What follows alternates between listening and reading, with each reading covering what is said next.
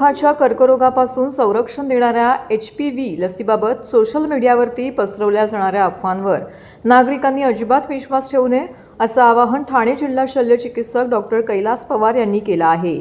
चुकीची व दिशाभूल करणारी माहिती पसरवून पालकांमध्ये भीती निर्माण करण्याचा प्रयत्न केला जात असून त्यामुळे अनेक मुली महत्त्वाच्या संरक्षणापासून वंचित राहण्याचा धोका असल्याची खंत त्यांनी व्यक्त केली आहे।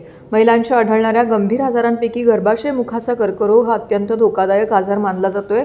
या कर्करोगाचे प्रमुख कारण ह्यूमन पॅपिलोमा व्हायरस हा विषाणू आहे। मात्र योग्य वयात प्रतिबंधात्मक लसीकरण केल्यास या आजाराचा धोका मोठ्या प्रमाणामध्ये कमी करता येतो। HPV लस पूर्णपणे सुरक्षित असून जगातील अनेक देशांमध्ये ती मोठ्या प्रमाणावरती दिली जाते।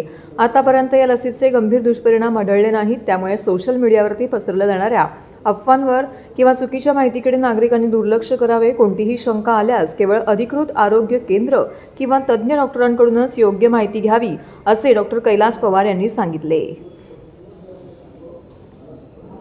स्टेट लेवलचं HPV वॅक्सिनेशन लॉन्च करण्यात आलं आहे।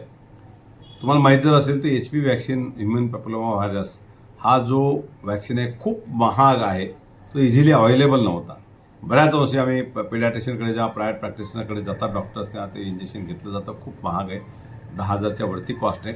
तीच वॅक्सिन गव्हर्नमेंटनी फ्रीमध्ये अवेलेबल केली आहे। ती वॅक्सिन अत्यंत महत्त्वाची आहे। आम्ही ज्यांचे 14 वर्षे कंप्लीट झाले, 15 वर्षाला काही दिवस 15 वर्ष 14 ते 15 वर्ष जे आहेत नाही त्यांना हे वॅक्सिन द्यायचं आहे मुलींना।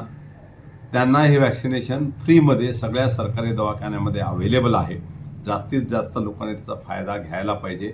सर्वायकल कॅन्सर असतील किंवा ब्रेस्ट कॅन्सर असेल किंवा ओरल कॅन्सर हे जीवघेणे आजार आहे। त्याच्यापैकी सर्वायकल कॅन्सर हा समजू येत नाही, खूप डेंजरस आहे। जेव्हा कळतो त्या यंग मुली आणि बाया याच्यामुळे वाढतात आणि त्याचं प्रिव्हेन्शन करायचं असेल तर HPV वॅक्सिन हा अतिशय महत्त्वाचा घटक आहे आणि अतिशय महत्त्वाचा वॅक्सिन आहे।